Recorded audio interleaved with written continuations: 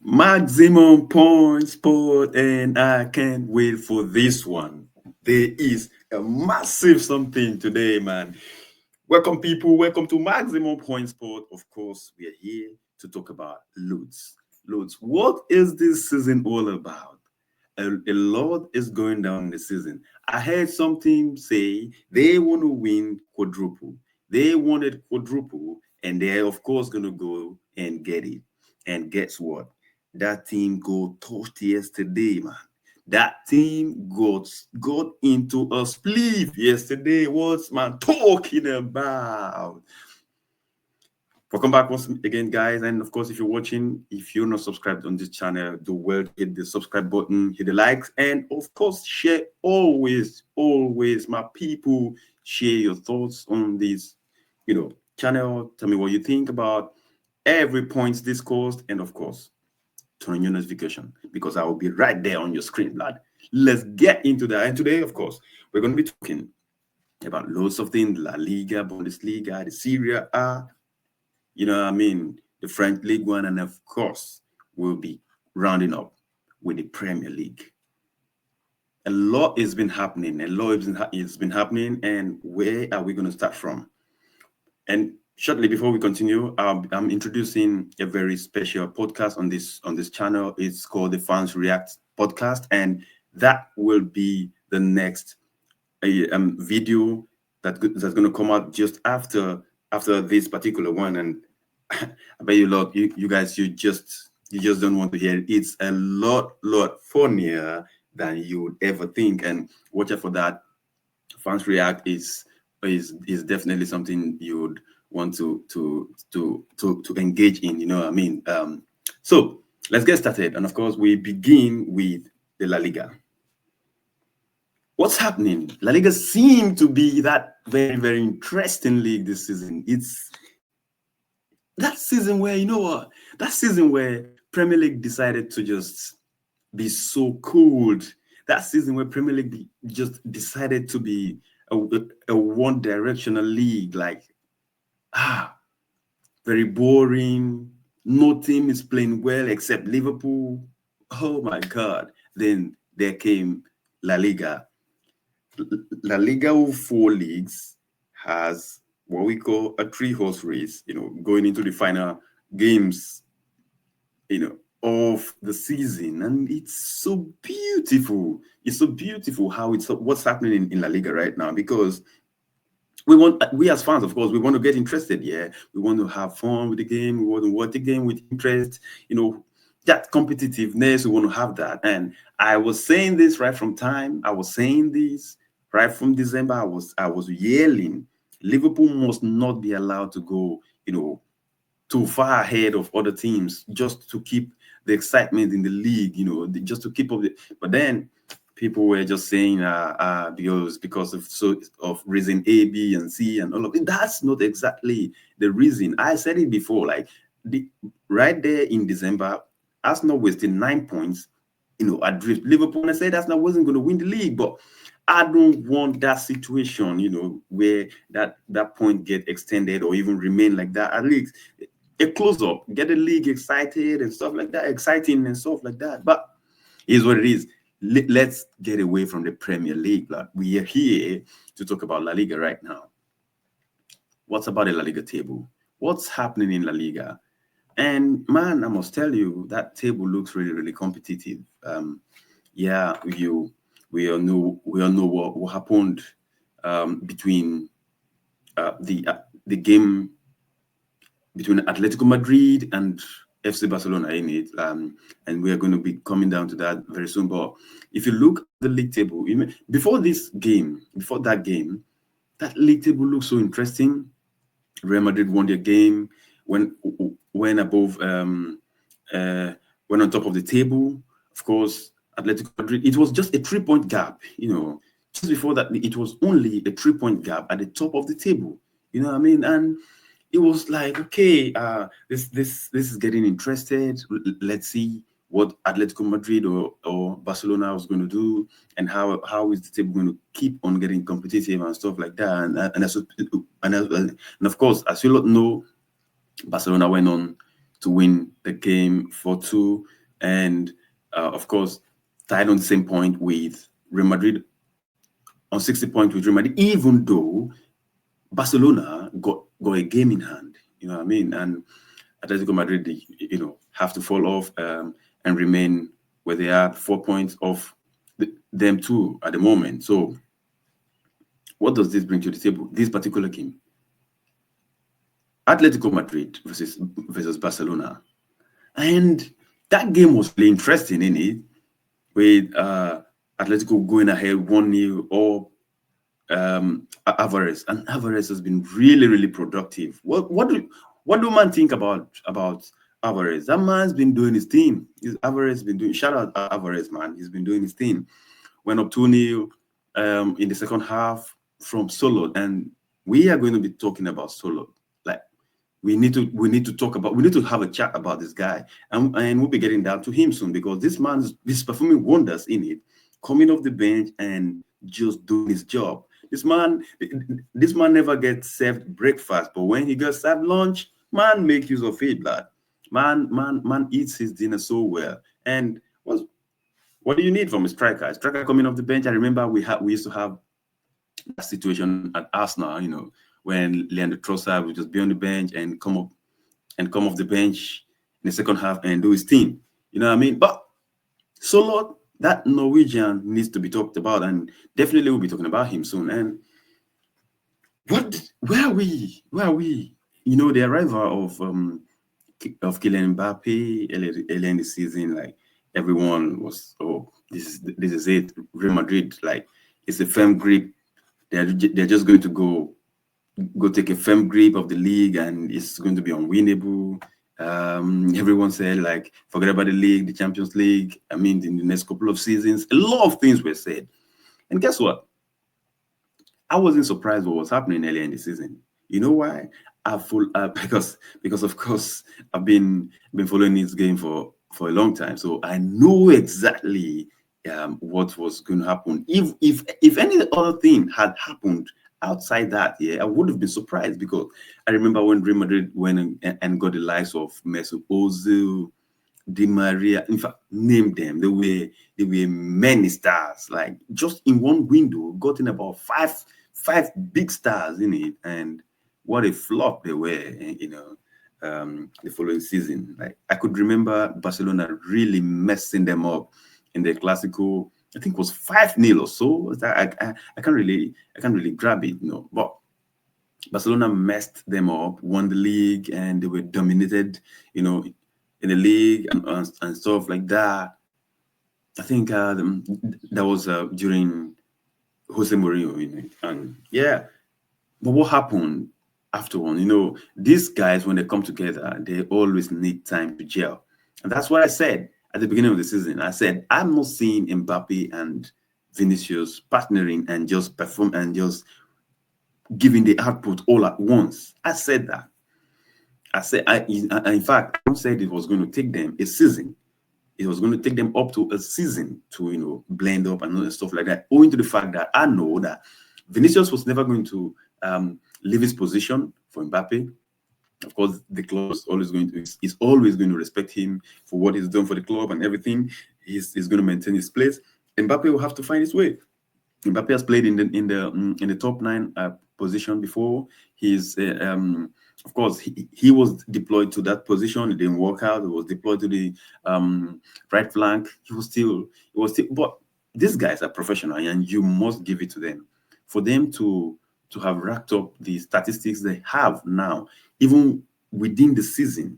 I know the season is almost ending in it, but they've been able to come up with some with numbers, and that's being professional, really. That tells you where these guys are going to be, in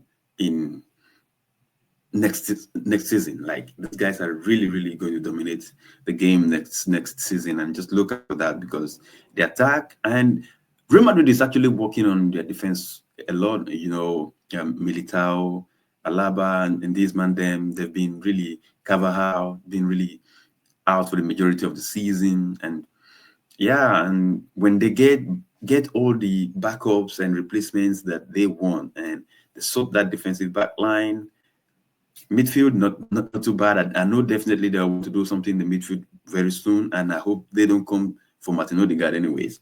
And when they sort all those things out, man, I don't see the Champions League being taken by anyone soon. That's why the best time for anybody or for any team to go out there and win the Champions League is this season.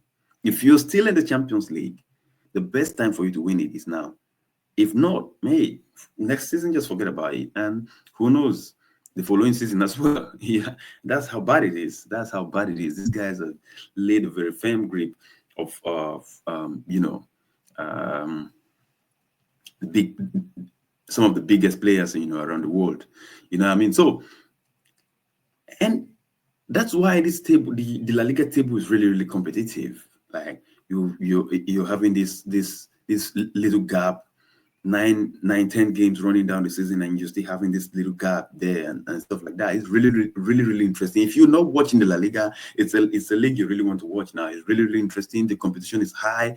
Atletico Madrid, unfortunately, these guys are so much unlucky. And I'll get to their Champions League exit very soon, yeah. But they're so much unlucky that they are playing very quality football. Like if you watch their game, because I do flip in and watch some of the games in it, and they're really, really great. Atletico Madrid is really, really good. They play good football defensively and offensively. Bringing in Conor Gallagher, I was one of those guys who never liked that guy, Conor Gallagher. He plays for me not he doesn't play any fancy football at all, and then his output is not great. At times you can be that player where you don't play any fancy football, like especially midfielders in it. When you don't play any fancy football, but your output is through the roof. You know what I mean? And that's when people talk about people like Busquets. And Busquets for me is one guy I never rate all throughout his career. Throughout his career, I never rated that guy. You know what I mean? But he never played any fancy football, but his output is there, and you cannot argue that. You know what I mean? So when he was going to Atletico Madrid, I was really questioning why is Diego Simeone, buying this guy. Like there was no need. There are a lot of players you can go out for, like an Atletico Madrid type of midfielder. I was thinking about midfielders like Koke, and the man, and already, and we've seen very, very great players play for Atletico Madrid, but defensively, you want to talk about Diego Godin and then them man. Yeah, this guy, very strong guys, you know what I mean? That's so when I saw Gallagher going there, I was like, whoa, but the guy's been bowling. It's been really bowling. Alvarez as well, doing really great. It's like there's Argentinians there. There are a couple of Argentinians in that team that are really doing great, you know what I mean? So it is what it is. And Solo coming up off of the bench, like I said, scored the second goal, 2-0 at 70 minutes. It is disastrous in it to go at 70 minutes. You were 2-0 up. I mean, it's disastrous to go and lose the game 4-2 at home. And let me remind you, Atletico Madrid has, before that game, has not lost any league game at home in the entire season. Have not lost any league game at home. That's why it's shocking. 2-0, 70 minutes, and then you lost 4-2 to Barcelona. No, it's really, really disastrous and unacceptable, seriously. And I don't just know. I don't know how it all happened, but when I checked back, because I was actually watching the game, and the game was just being slow, just moving one direction. Barcelona was just pressing, but nothing was coming up and stuff like that. Game was a bit boring, and I just looked up. But when I went back to watch it, I mean, these guys really stepped up.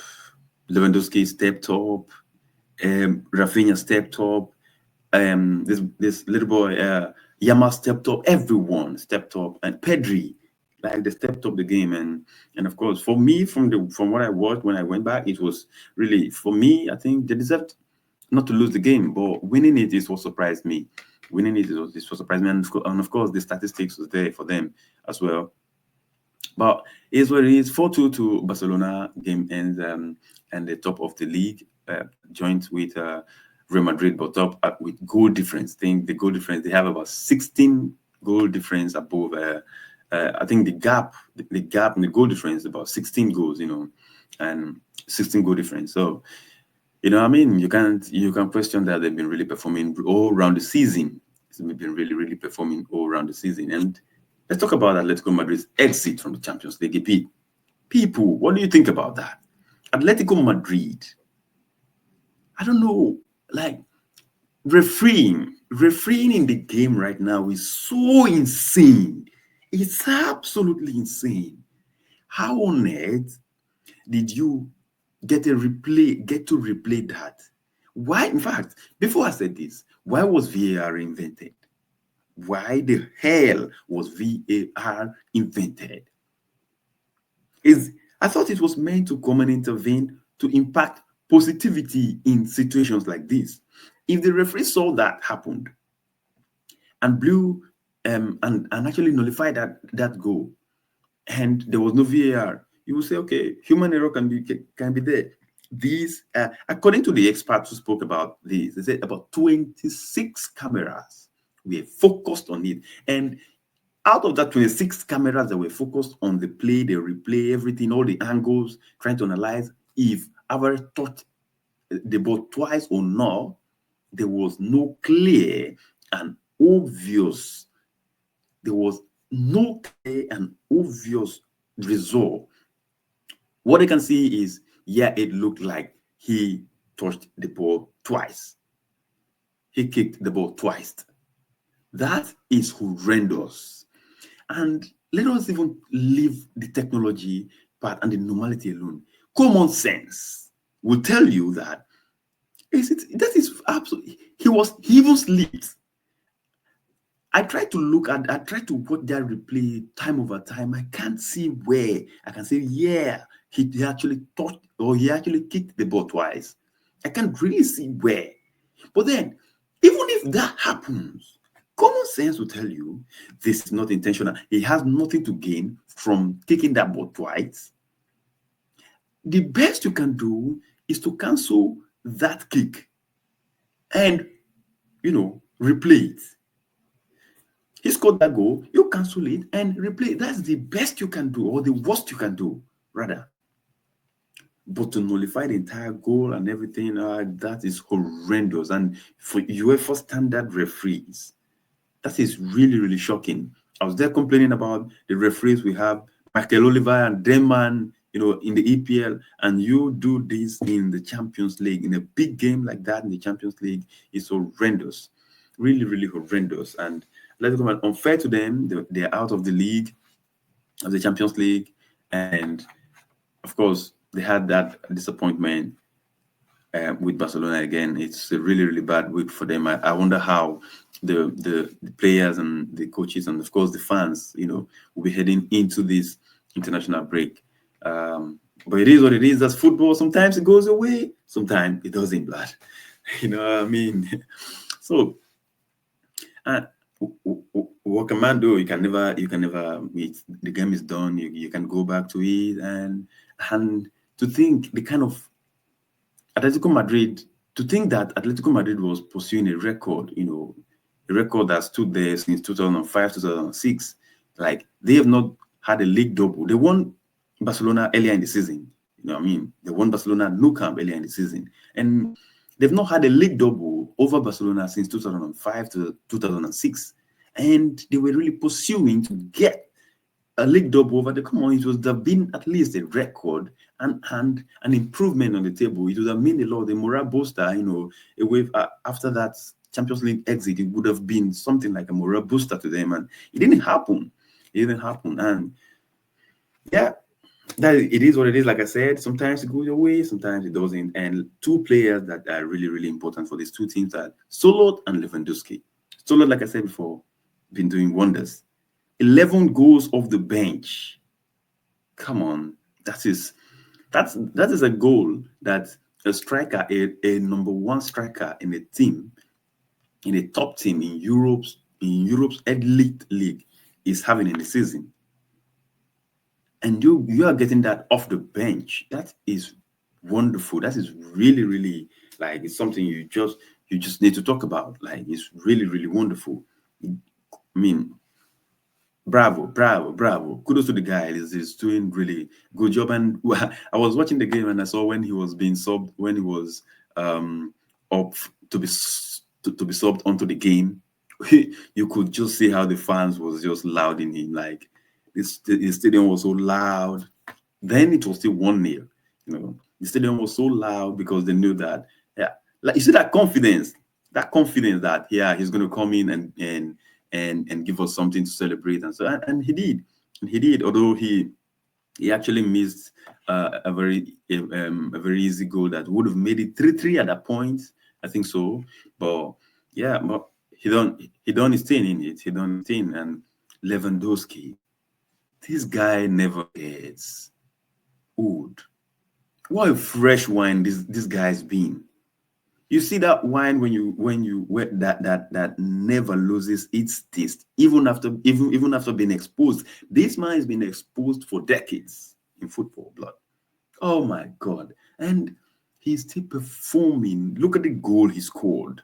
Striker's goal, man. That's where you know a striker, you know, marked by defenders, outmuzzle them, chest the ball down, and you know, that bang. That is a striker's goal. You know what I mean? And he's still playing at that peak. Oh, this guy is contributed a lot, and he's one of the most underrated strikers ever. That Ballon d'Or he never got is actually an abuse. It's an absolute abuse. Absolutely, everyone knows that Ballon d'Or. I've forgotten the year precisely, but just, you know, I think it should be about 4 or 5 years ago. I can't really fathom, but that Ballon d'Or definitely belonged to Lewandowski, and he never won it. And once you never win it, just give it only a couple of months, and people forget about what you've done. You know what I mean? But and that happened. This guy is really, really great. He's already had 22 or 23 goals already in this season. Still, that's the level. That's the level he's playing. 22, 23 goals for Barcelona. Yeah, and with still have about 9 games left to go. And he's really, really wonderful. And yeah, I think Barcelona really, really got a good. It was a good buy for them. And I'm just very sure that Bayern will be looking at it and like, wow, we thought this guy was done. Maybe it was going to be done in a year's time or so. And he's still doing this. It means if he was at Bayern, where he naturally feel he belongs, he would do even more. He would do even more. You know what I mean? So again, just I think lastly on that game, Barcelona actually approached that game on a 6-game winning run, and before it's even amazing that before that game, before this winning run, they played 8 games and won only one of them. I think they were winless in 8 out of 10 games.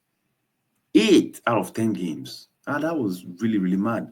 It was a very poor form. Barcelona had that poor time, that poor time where they had a very poor streak, then came back. They put 6 on the bounce, and then went to Atletico Madrid, got this. So right now Barcelona has on a 7-game winning streak, and that's what really brought them to where they are right now, at the hem of the table. And kudos to them, and what's man got to do? And like I said before, in the summer, Real Madrid, when they bring in those defensive signing in Trent Alexander-Arnold, of course, some couple of defenders. I know someone, according to report in it, Fabrizio Romano said a member of the board actually is interested in William Saliba.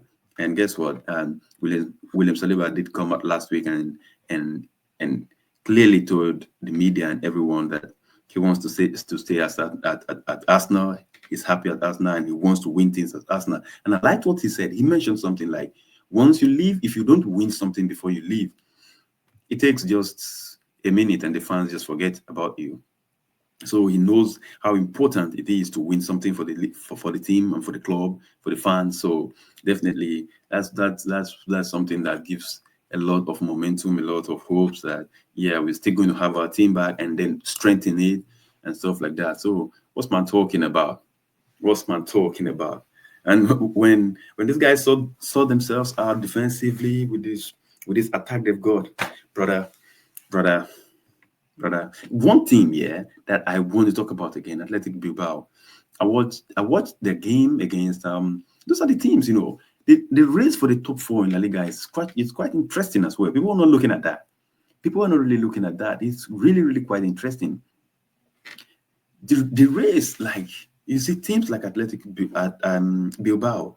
Oh my days, Celta Vigo. This guy, they're really, really playing good football. You just need to watch the La Liga this season. Like if you're not watching, just tune in. It's really, really great.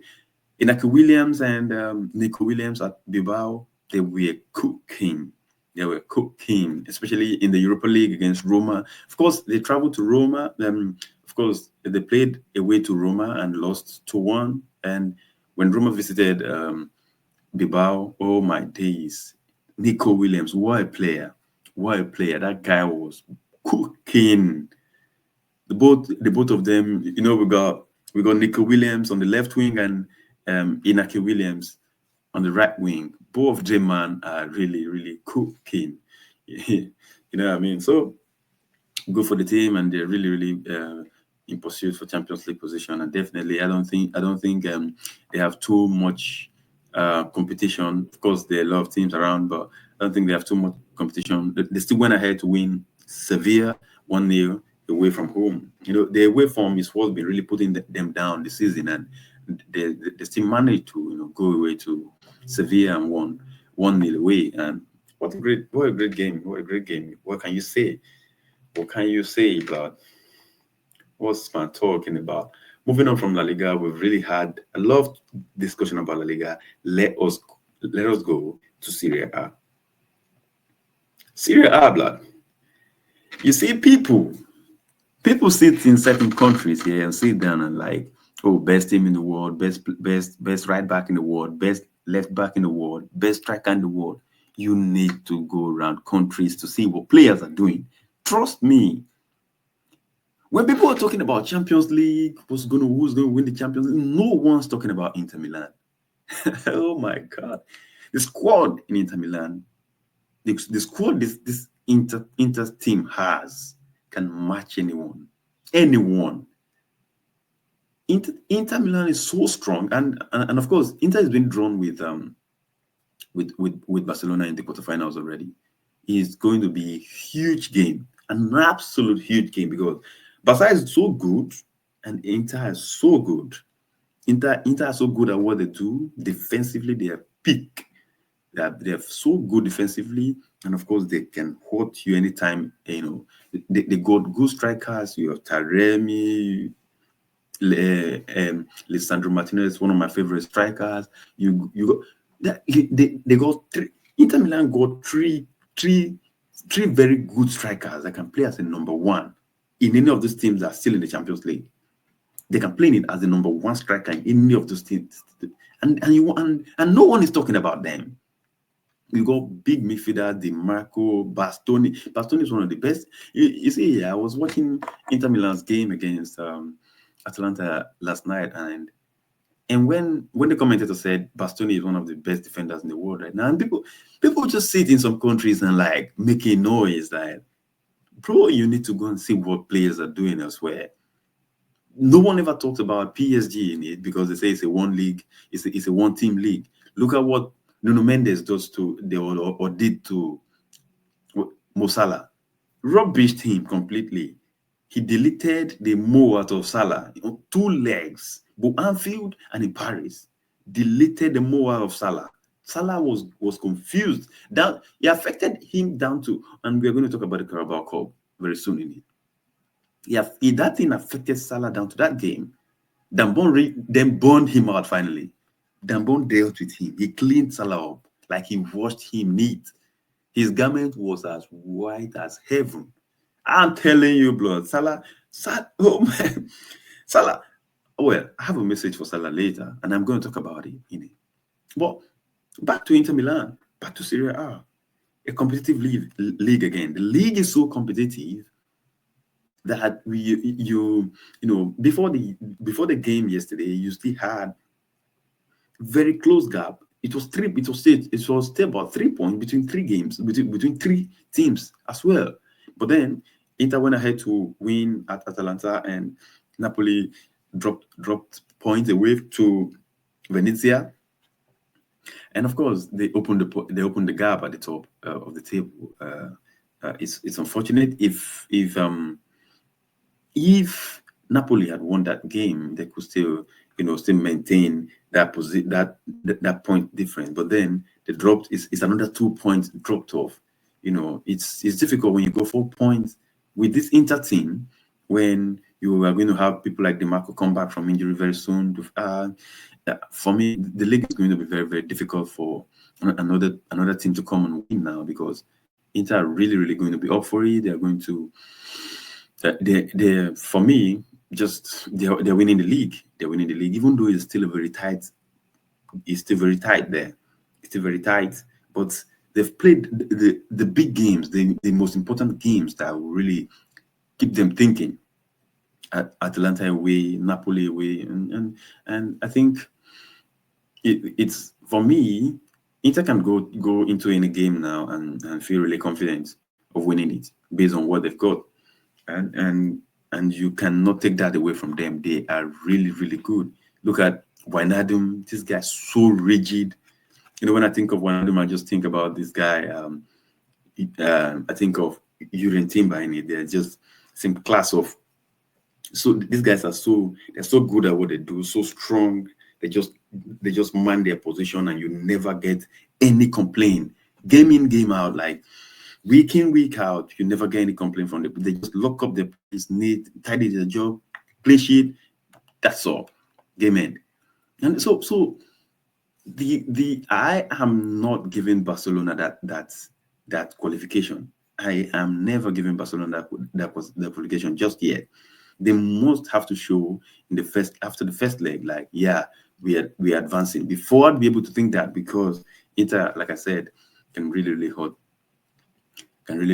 any team, as I said, and I'm saying. And it was so disappointing that Atalanta couldn't take any point out of that game against Inter Milan yesterday. Atalanta was actually on the 5-game clean sheet, like consecutive clean sheet, 5-game consecutive clean sheet, and then you just come up against Inter competitive game, and then you couldn't score any, and you considered two. It was really bad, and especially the fact that you just defeated Juventus 4-0 away from home. I mean, you that should be able to give you that some momentum to go into that game. I want to perform, blah blah blah, things like that. But unfortunately,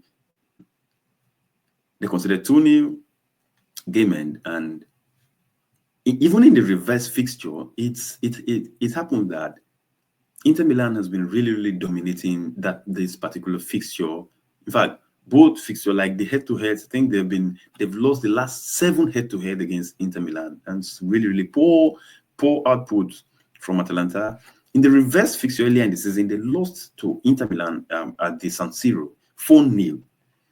Those are the things that should give you some momentum. Like, you want to go out there and cancel this records, this statistics, this history. You just want to go and cancel them, but you didn't turn up, and it would have put you in a pole position to compete for the league as well. Imagine you going from winning the Europa League convincingly last season, and then you pushing to win the league. It would have been very, very big. It would have been very, very big. And I think I made a mistake that Inter Milan is actually drawn against Bayern Munich and not Barcelona. And if Inter is able to qualify and Barca qualify, that's where they meet in the semi-final in it. So that was an oversight. And yeah, so but then that's simply some of the fact. It's some it up, because Bayern Munich doesn't have what Inter have. Definitely. The only thing they have is a threat, the name Bayern Munich, which I don't think really is going to count this time. It's really going to, I don't think Bayern Munich are so much of a threat like they used to be. Yes, they are still a big, I mean, European giant in it, but they're not as a threat like they used to be. So definitely that tie definitely, I'm feeling Inter Milan goes through. I'm feeling Inter Milan goes through, and uh, they also have their own weaknesses. Like I think they went on that run where they have when they went on in fact, the last four away games they've been really poor away from home. Inter Milan, talking about Inter Milan, winning just four. I mean, dropping points in four away games. So it's a bit shaky when you consider the away form, but at home Inter can just really clean you up. And they're that good. They're that good. Lookman,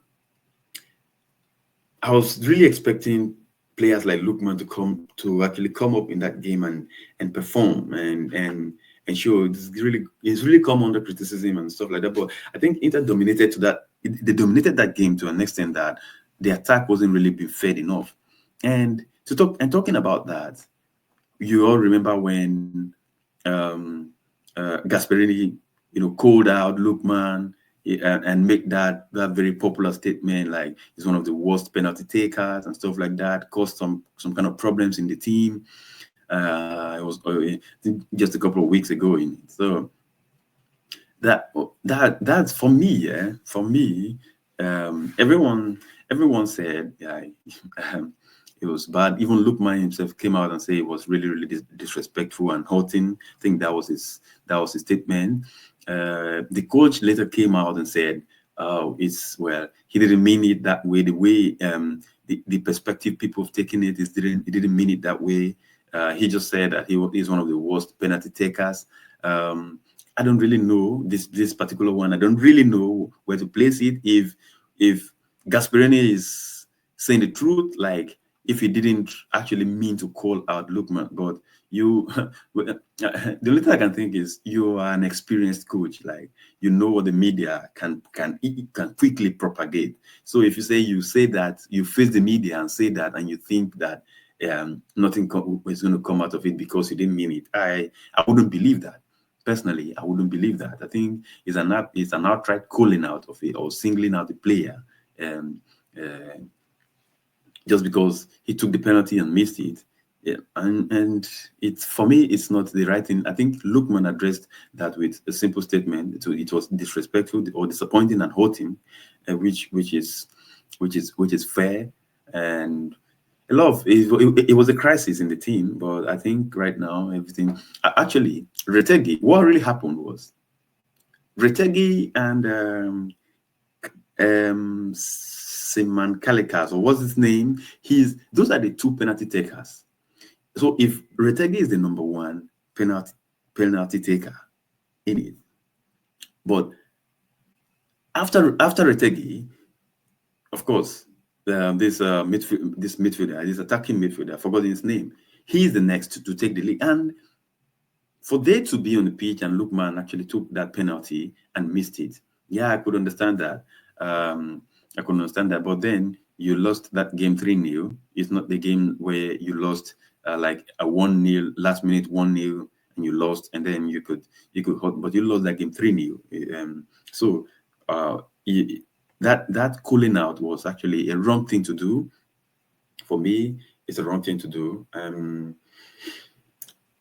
But then, like I said, that is been handled and they've moved on from that some time ago. Fiorentina hosted Juventus, and that was actually a game where you really don't expect a lot of things from. And before that game, I think Juve. Let's talk just a minute here to talk about Juventus and how they started the league. Juventus started the league like they came into the league like they were going to perform miracles when it comes to defense, like they were going to perform some defensive miracles because men were not conceding nothing. The defense was rock solid. Thiago Motta put his team out he structured his team out very clean. They played defensively. The shape was really good. You can never just go and muzzle them or want to just pull a streak. Like the team was really, really performing defensively. But to just have that, Juventus, yeah, you're not conceding, but then you're not winning games. Juventus kept on drawing so many games, and the output striker wise was so poor that they were, even as at that time, Juventus was still having the best defense, in the league, but then they're still way far off the table. The output in terms of attack has been so poor. In fact, all round season is so poor that currently they still find themselves fighting for the top four, which is not a place where you want to be. Into a team that has that kind of strength in the squad. Brought in Thuram in January, and still they are still not performing to the level they ought to be performing. And it is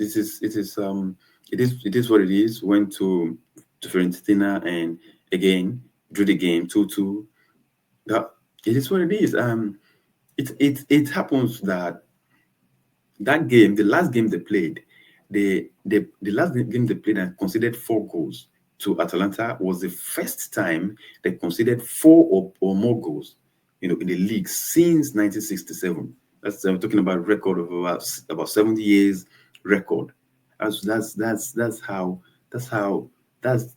big jeopardy there. It's a big jeopardy.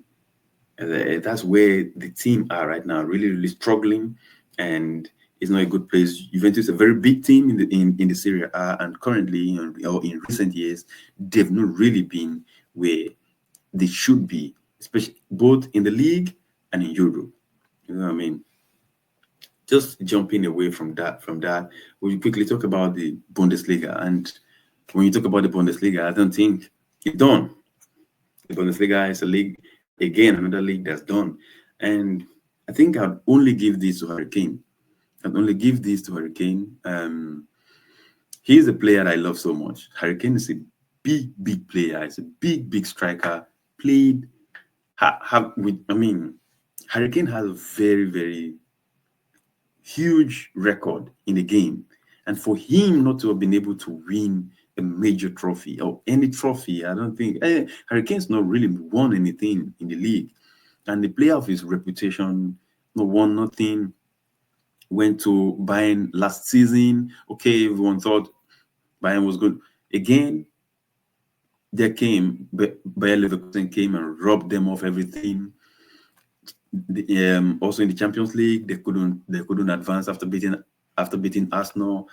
It was shambolic. It was shambolic. So seeing them going to win a league, for me, it's just something I want to be happy for Hurricane. Even though he's a player that played against my team so much and had a lot of records against my team, but you cannot deny the fact that this guy is just a very good player, and it's a striker everyone will want to have in his team. I can remember a couple of seasons ago where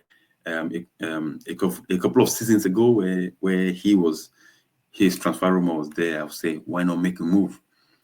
I really wanted my team to make a move. Even though it was always going to be a difficult one, but I was really, really wanting my team to make a move for him. He's a striker you always want to have.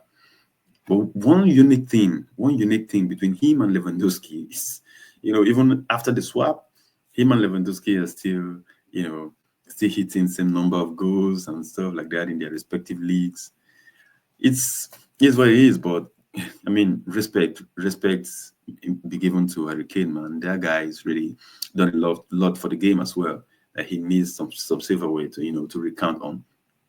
And of course, we had the French League One. Again, is another league that's won again about 16, 19 points or thereabout now. PSG at the top. PSG is really, really, really, really stepped up their games, and they are winning everything that comes their way right now. It's going to be a very interesting game in the Champions League. Even if PSG advance, and even if Real Madrid advance against Arsenal, which they, of course, the favorite to advance, it's going to be very, very difficult for Real Madrid as well, because they're going to be coming up with a very rock solid team that are really determined to go out there and win. So the Champions League this season, Teams are really, really going to be up for it. And the winner, I'm not seeing a usual winner this season. I'm not seeing a usual winner. Something can just happen from somewhere, So I'm really looking at. I'm not writing off Inter Milan. I'm not writing off PSG. You can never even do that. These two teams, for me, are teams that can do something in this Champions League. The only team that's there and still weak is Arsenal, and that's obvious because of the injuries and then lack of the striker. So, but defensively, Arsenal is one of the best teams still in the Champions League. But you don't win the Champions League with just your defense in it. So that's the only way. That's the only place where they have that deficiency. And you can see that a striker won the Carabao Cup yesterday, and that's what it takes. You just have to be a neat striker, not just a striker, but a neat striker, a striker that gets when you get your chance, you clean it up. You know what I mean? So that's what it is. Premier League fan. Talking about Arsenal, let us come down to Premier League. And I wanted to highlight Roberto De Zerbi at Olympique Marseille. Of course, Olympique Marseille hosted. They played against PSG in the Ligue 1 yesterday and lost 3-1. The club is being managed by Roberto De Zerbi. Of course, you all know who RDZ is. He's a very vibrant young coach. He's done well anyway to have gone there and been able to challenge for the league, even with definite and obvious poor budget and all of that. But he done what he does, and respect to our DZ, man. You know what I mean? Premier League, fam. Premier League. That's one of the shock of the year. People were not coming to this league and thinking like, 12 games to the end of the season, like the season is won already, and very, very boring. Very boring. It's really a surprise. It's an absolute surprise that the league is won already with many games left, although not officially won in it. But you understand when I say the league is won, but it is, and that's the truth. I think what's really, really interesting in the league right now is the top four race, and I said that before. I said that in the previous video. I said that the top four is going to be a competition to watch out for this season. You see the kind of teams around that top four. You see Brighton, Fulham, Bournemouth, Chelsea, Newcastle, Man City, all these 6 teams here chasing for the fourth position. Oh my days. These teams are chasing, in fact, all these teams are chasing for the fourth and third position. You're never sure about fifth position. It's not a 100% thing. You know what I mean? So, of course, there's that thing where a Premier League team who finishes fifth position this season has a chance to play in the Champions League next season. But that has some dependable factors or dependent factors. That is, and one of the factors are the performance of English teams in the Champions League this season. And of course, you see the best English team has gone out already. We've got 2 left. Aston Villa, which I think is not going to match up PSG. Arsenal, which normally, with the current strength, are not favorite against Real Madrid. So you never know. And so I'll be judging that based on top 4 alone for now. And to have these 6 teams competing for fourth and third position is a thing to watch about. I mean, the remainder of the season is something that you want to watch. The people playing and fighting for the Champions League spot, you just need to watch it. It's always going to be fantastic. And you see Fulham hosting Tottenham yesterday, and wow, 2-0 against Tottenham. A fully squadded Tottenham in it, beating Tottenham 2-0 is really, really, it's massive for the team. It's massive, and I think that it has brought their hopes back to play in Europe. Not just play in Europe, but they still have that hope that, why not we try and get into the Champions League spot? And I said before, 2 teams I would really want to get into the Champions League spot is Fulham and Bournemouth. I think Brighton would have been there a couple of seasons now. I think Brighton has been there. So I really want new people. Nottingham Forest is there, and I love it. I love it already. But just the fact that they're trying to finish above Arsenal, which is which is laughable, anyways. But respect to them, man. They're doing the job, and they're only 4 points behind Arsenal. And just to imagine that, I mean, it's wonderful in it to imagine that Nottingham Forest this time of the season will be 4 points behind Arsenal. No one ever think that. That's why I say in football, you never know. You never know what football can give you, and that's where we are. That's where we are, blood. That's where we are. And so you don't got to watch out for this league, of course. Over the weekend, Arsenal hosted Chelsea. Boring game, boring game. And I said that. I said the game was always going to be boring game, boring 1-0. And it was absolutely 1-0 from a set piece. Mikel Merino with a set piece goal.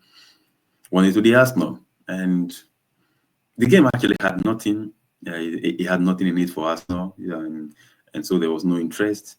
And from what I can see currently, there's lack of interest, from the Arsenal squad, right all around the stadium when it's Premier League. But in the Champions League, I think they tend to step it up. You know what I mean? So long may that continue anyway. Do that against Real Madrid. You have to step it up. Play your A game against Real Madrid and go through. That's what you need to do if you want to get something out of this season. Because as for the league, done. It's done. It will take something, and I want to repeat this statement. It will take a disgrace. It will take an abysmal performance. It will be the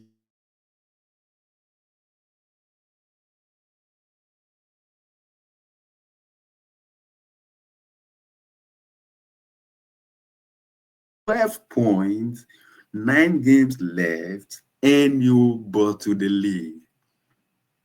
Right, Leicester City's storytelling, Leicester City's whatever story, write it off, blood. Leave that story will be there as a record, like as the oh my God, it will be history. Definitely, that's not happening. I think Liverpool already won that league, and the league is theirs to hold. The league is theirs to hold. I don't see anyone, coming to rob that league off them. And one team again to talk about, Manchester United. I was watching someone this morning, and she was saying, like, when everyone's team, where every team's season it started to end or is beginning to come to an end. Manchester United's season, I mean, just woke up from the dream. I'm telling you, blood, these guys are on smoke right now, smoking every team. Comfortable win against Leicester City, won the last couple of games, and to win 4-1 against Real Sociedad, come on. I think the team is really, for me, is coming into play. And I said that before on this channel. I said them Amorim, yeah. Amorim is the guy that I like. I actually like Amorim in it. And to see him beginning to put things in place, Manchester United started winning games, started getting confidence. And all you need in this sport business, all you need is confidence. All you just need, just rack up a couple of wins against important teams, gain your confidence, and that's it. You're right there. These players are very, very professional players, quality players. For them to be where they are quality. You know what I mean? All they just need is some confidence. Just wrap up some wins, get the confidence, and the season is up. And that's exactly what's happening with Manchester United at the moment. I think the wins against Arsenal in the FA Cup, with also, some patches of winning again in Europe, and then some other things that I know that they've really not been good winning consecutive games. You know what I mean? Especially in the league, they've not been good at that.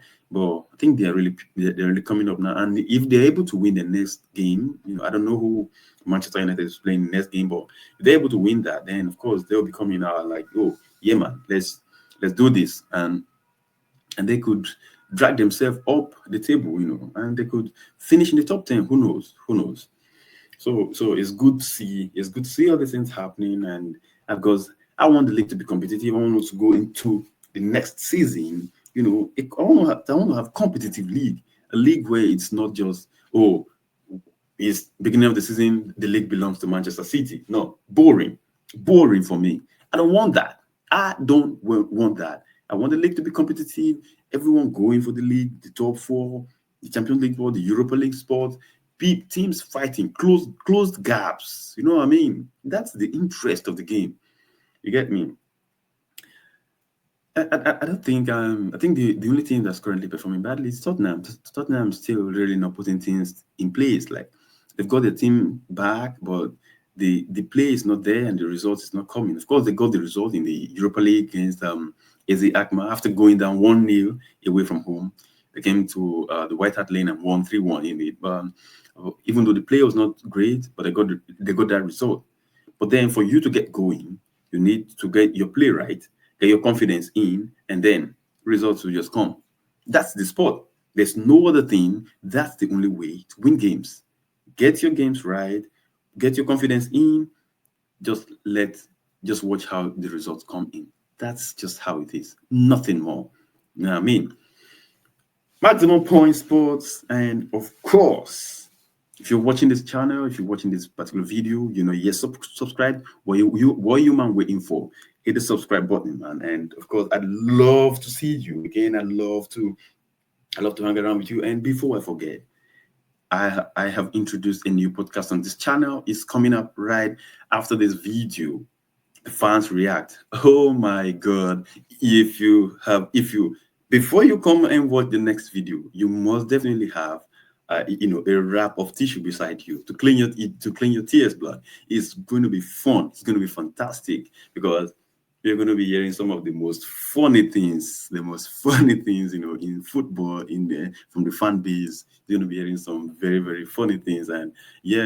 I'm really excited about that. And of course, that's going to be a weekly podcast. And what's man talking about?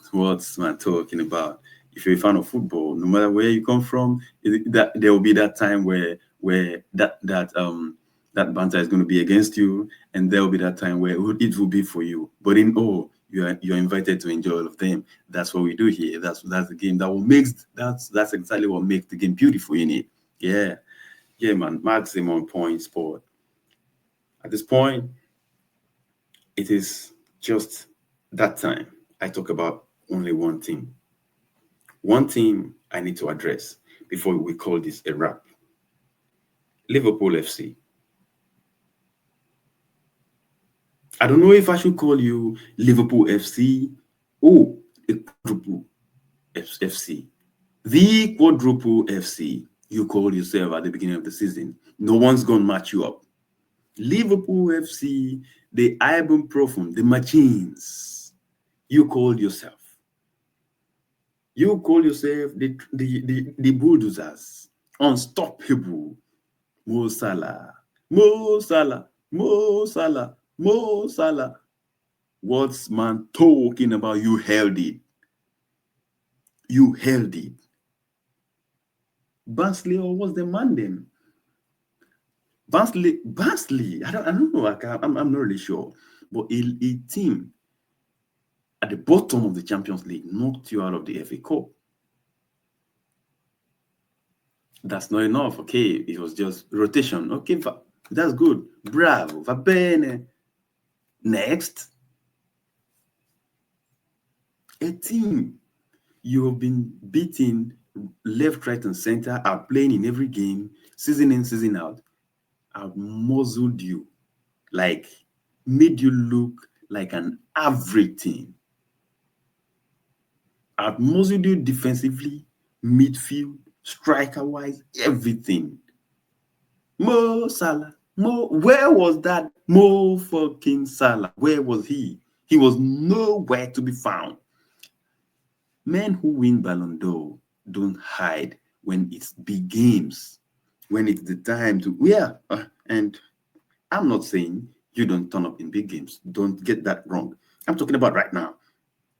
This is your best season ever. This is your best season ever. So this is when you should turn up. This is where you are under pressure. This is where, if you want to win things, this is where you turn up to win those things. What did man do? You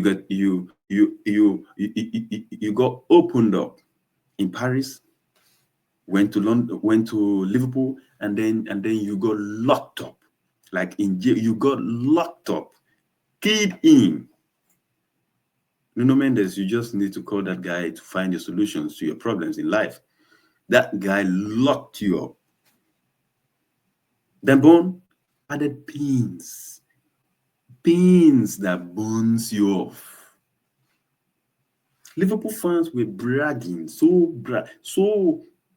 arrogant in the bragging that like we're gonna go quadruple. I mean, making the Champions League like Champions League is a one-way street. Champions League is never a one-way street. There are times when teams are down. Yeah, Bayern was finishing 18th position. PSG was finishing 20-something position. But man, when it's time for the big teams do that. You know what I mean? This is what big teams do. And this man went and muzzled you over two legs and confidently walked past you and qualified. You're out of the FA Cup. Next, okay, you just wanted to give your fans something like, okay, that was a disappointment in it. Let's give the fans the Carabao Cup to at least to begin the celebration ahead of the Premier League celebration. You just wanted to give your fans that. Then what do man do? Isak, blood. Man bullied you. Bullied the hell out of you. What a player. What a striker. What a striker. I've been talking about Isak. I've been always talking about Isak. To think that Liverpool have been unbeaten in 8 head-to-head against Newcastle, and then you come and perform that. Oh my God. Oh my God. That is shambolic. Shambolic. Salah went into that game having 11 goals. Like you were 11 goals involvement. I'm in the last 8 games or so. I can't really remember. But Salah went into that game in a very good form. So is Isak. But guess what? I was expecting to have a show between Salah and Isak on both ends, but only one man turned up, and that man was a black man from Sweden, blood. He was a tall black man from Sweden and not an Egyptian makeshift winger, blood. No, you know what I mean? If you want to win this thing, the Ballon d'Or, respect to you, you've done a lot of things, but that comparison, the way people hype you and put you and put you on par with Thierry Henry is something I don't really understand. Liverpool and Mo Salah and Thierry Henry, trust me, they're not mates. I'm so sorry about that, and that is a fact. They're not mates. Like, yes, Salah's given the output, has given his all to the Premier League. He's been really good and all whatnot. But Mohamed Salah is Mohamed Salah. Thierry Henry is another man. He's absolutely another man. Okay, so it's going to be it's just going to be interesting to see how Liverpool come back after the international break and continue what they've been doing. But of course, it would have been more interesting to see if there was no international break now. It would have been more interesting to see. But of course, the international break will give everyone that long break, to go out and refresh and come back. But even when they're back, I know these lost games are still going to have some effects on them, and they'll definitely drop some points. That's for sure. But it's not like anyone's going to catch up in it, because 12 points is not an easy thing to catch up. And of course, everyone is still going to drop points. You get so maximum point sport once again, and guys, and we call this show to a close here. And like I said, keep on the watch, turn on your notification bell, and Fans React episode 1 is going to be out very soon. Look out for that, and I hope to see you lot soon. Ciao.